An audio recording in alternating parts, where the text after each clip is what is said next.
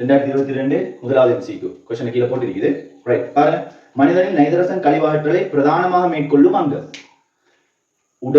மனித உடல்ல கழிவாற்றப்பட்ட 3 அங்கங்கள் இருக்குது. அது முதலாவது தெரிஞ்சுட்டா ஓகே.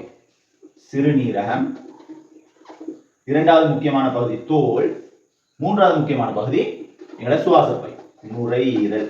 இது மூணும் தான் எங்கட கழிவுகளை அகற்றக்கூடிய அங்கங்கள். இதுல நைதரசன் கழிவாகற்றது பிரதானமாக சிறுநீரகம். ரைட், அது ஆன்சர், முதலாவது ஆன்சர். படிக்கிற நேரம் எக்ஸ்ட்ராவா கொஞ்சம் கொஞ்சம் சேர்த்து நாங்கள் விலை கொண்டு போறது மிச்சம் பொறுத்து. கேள்விக்கு சரி ஆன்சர் மட்டும் பார்த்துக்கொண்டு போகாம. ரைட், அடுத்தது 2022 ஆறாவது MCQ.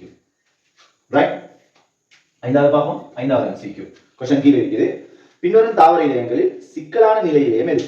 ரைட், அடிப்படையாக நாங்க என்ன செய்ய போறோம்? தாவர இலையத்தை வகைப்படுத்த போறோம். தாவர இலையம். தாவர இலையம் பிரதானமாக ரெண்டா பிரிக்கலாம். பிரி இலையம், பிரி இலையம். அடுத்தது நிலை இலையம். ரைட், நிலை இலையம்.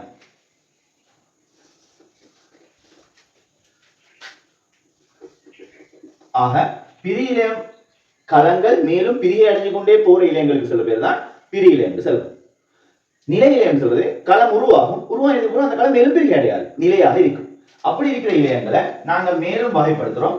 எளிய நிலை இலையம், சிக்கலான நிலை இலையம்.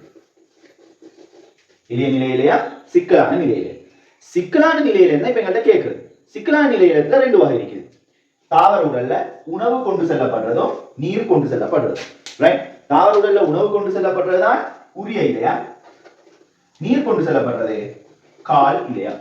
ரைட், இந்த இடத்துல எங்கள்கிட்ட கேட்கிற மாதிரி தாவர இலையத்துல காணப்படுற சிக்கலான நிலை இலையமாக கால் இலையத்தை ஆன்சராக சொல்லலாம். அது இல்லாம இன்னொன்று சொன்னா உரிய இலையம். எக்ஸ்ட்ராவா கொஞ்சம் தெரிஞ்சு கொண்டு போறோம்.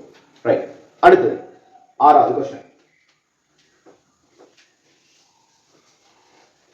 6வது கேள்வி எடுத்தோம்னா, ஓர் உலோக கடத்தி மின்னோட்டம் செல்வதற்கு பங்களிப்பு செய்யும் துணிக்கு. சிம்பிளா மின்னோட்டத்துல வரைவிலக்கணம் என்னன்னு சொல்றோம்? இலத்திரன்களின் ஓட்டம் மின்னோட்டமா. உலோகங்கள் மின்ன கடத்துறதுக்கான காரணமும் அங்க அசையக்கூடிய இலத்திரன்கள் இருக்கிறது. ஒவ்வொரு உலோகத்தை எடுத்து பார்த்தாலும் இலத்திரன் நிலை அமைப்புல சோடியத்தை பாருங்க 2 8 1. இதுல அசையக்கூடிய தனியான கடைசிக்கு ஒரு இலத்திரன் இருக்குது. மெக்னீசியம் 2 8 2 அசையக்கூடிய இலத்திரன்கள். இந்த அசையக்கூடிய இலத்திரன்கள் காரணமாக தான் மின்னோட்டத்தை கடத்துது. ஆக உலோகங்கள் மின்ன கடத்துறதுக்கு பிரதான காரணம் இலத்திரன்கள். அதன் அடிப்படையில 6வதுக்கு முதலாவது ஆன்சர்.